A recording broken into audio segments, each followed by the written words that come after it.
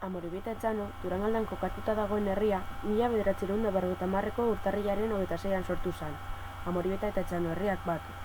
Gaur egun 18.000 zornotzarrek osatzen dute.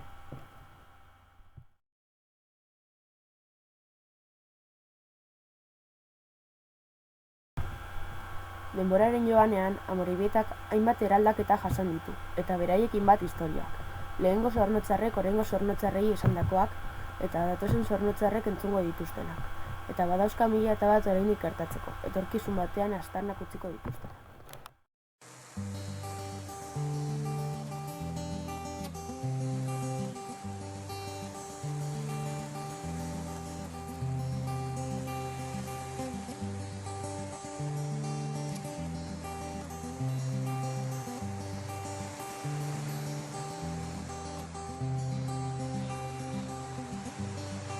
Gauari aurre hartu nion narratxe.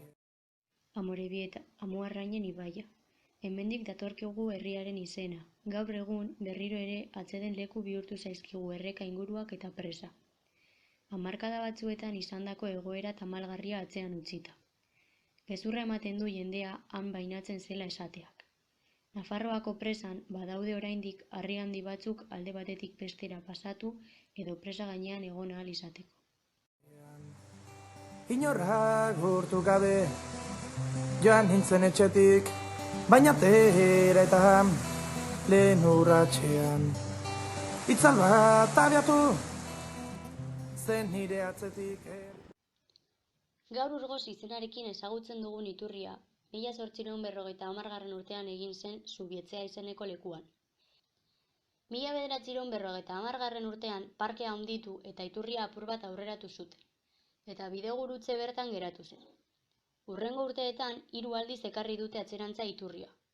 Azkenengoz, errepideari lekua egiteko eta gaurko lekuan ipintzeko 2001 urtean herriko erdigunea berritu zenean. Bera da Zornotzarron betiko geraleku eta zaindari. Baten bila nabil, ez da nauzu ikusi, herri zahar baten bila nabil, zalduzu inon ikusi.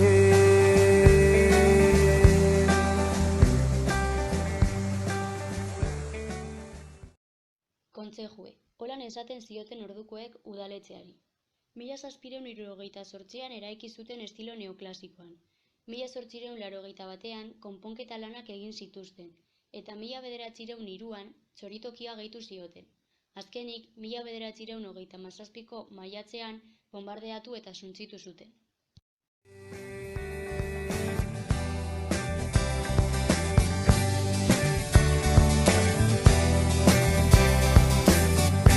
Eta aurkitzen badut, eramango dut etxeran. Eta aurkitzen banau, eramango nau etxeran. Herri zaharra eta... Natalia Barrategi Andrearen etxeak Astarbeko Pedro Joseren egitasmoaren arabera egin zen 1900 batean. Beheko arkupea azoka ipintzeko erabiltzen zen. Gaur egun herriko plaza dagoen lekuan zegoen eraikin ikusgarri eta dotorea zen. Kontzejuaren aurrean kokatuta, Kalbarioarekin batera, plaza osatzen zuten.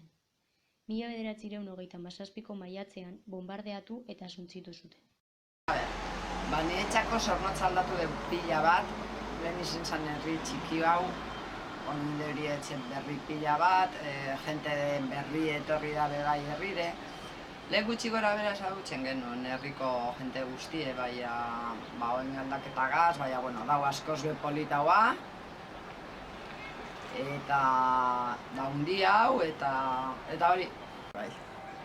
15 urtera arte egon nintzen ikastetxean.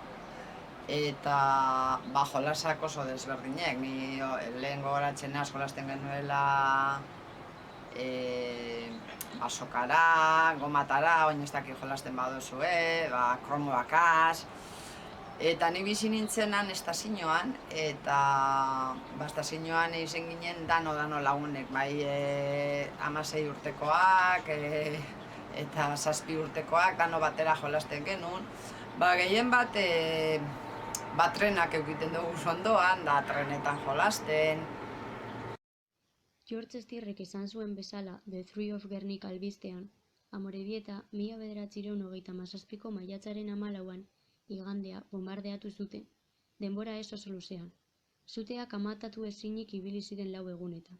Berriro bombardeatu zuten maiatzaren 16an. Orduan, herria hartu zuten eta gorriak eragin zutela esan zuten. Luego cuando el bombardeo, ya pues se quemó todo eso, entonces nos llevaron a la Reineta. Y a la mujer mía la llevaron a Francia, con 4 añitos. Y yo tenía 5. Y luego cuando terminó la guerra, cuando llegamos a Morita, que yo llegué con 7 años, después de evacuar por ahí, todo esto ya estaba quemado. ¿Tú entiendes? Entonces nos llevaron a Astepe.